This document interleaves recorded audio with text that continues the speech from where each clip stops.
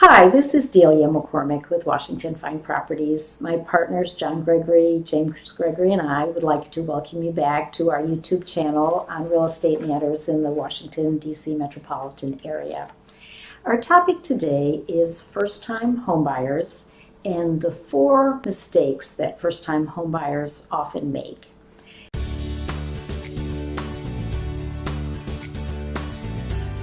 Now, first-time homebuyers are a real asset in our market today.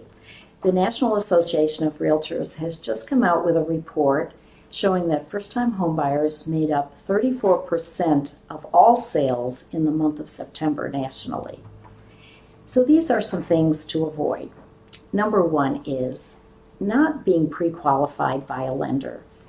Now, as you know, buying a home is one of the most important and biggest financial transactions that anyone will make in their lifetime.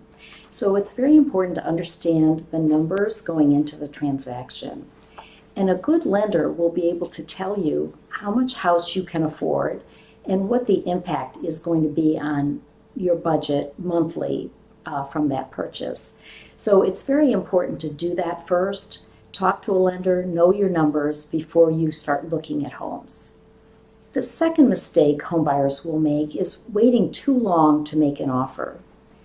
Now, we understand that it's very anxiety producing to make an offer on a home after all this looking and thinking about it.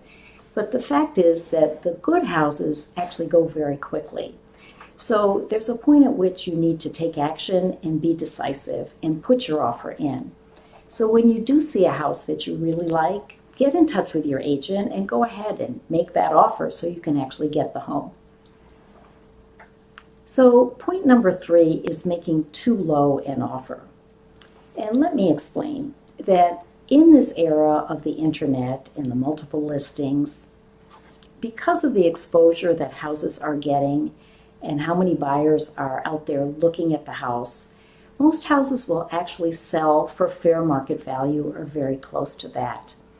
So if you make an offer that's way off fair market value, the seller probably is not even going to look at it, and you may be wasting your time and fooling yourself about what you can really get and how far your money will really go. So fair market value is found by taking the actual price of a house and what it's sold for and comparing that with what recently sold in the neighborhood that's a very, very similar house. So the 4th and final mistake that we find first-time homebuyers making is relying too heavily on internet resources.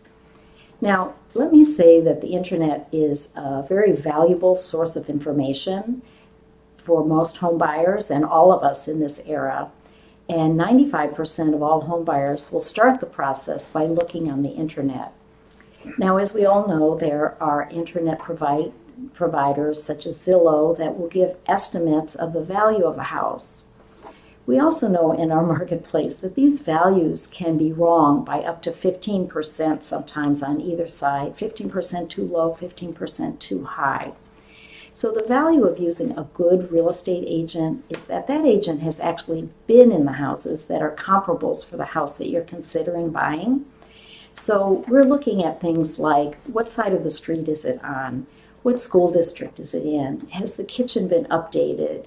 Are there any issues that add value to the house or subtract value to the house? And we can tell you pretty precisely what the house is worth and how to deal with that house. So as you know, working with a buyer's agent is free to you as a home buyer. And when you find the agent that you like, it will help you to get get the house that you want to buy. So if you can avoid these 4 mistakes as a first-time home buyer, you should have it made in our market. And we certainly hope these points are helpful to you, and we look forward to talking to you soon. Thanks for watching.